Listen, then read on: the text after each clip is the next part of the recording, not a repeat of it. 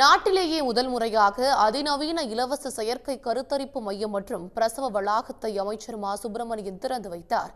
தென்னிந்தியாவிலேயே முதல் முறையாக தமிழகத்தில் 6,97,00,000 ரூபாய் மதிப்பிலான முதல் செயற்கை கருத்தரித்தல் மையம் திறக்கும் விழா சென்னை எழும்பூர் அரசு தாய் சேய் நல மருத்துவமனையில் நடைபெற்றது. முதல் முறையாக கட்டணமின்றி சிகிச்சை அளிக்கும் இந்த சேவையை அமைச்சர் மா சுப்பிரமணியன் தொடங்கி வைத்தார்.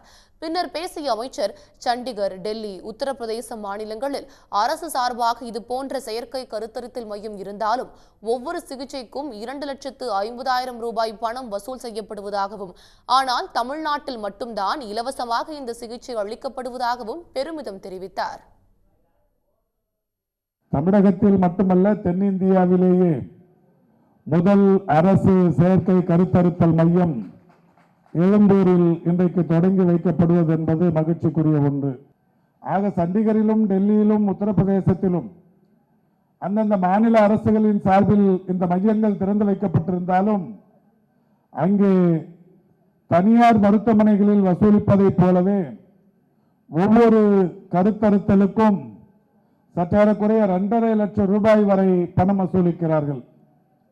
ஆனால் இந்தியாவில் முதன்முறையாக உடனுக்குடன் செய்திகளை தெரிந்து கொள்ள சன் நியூஸ் பெல் ஐகானை கிளிக் பண்ணுங்க.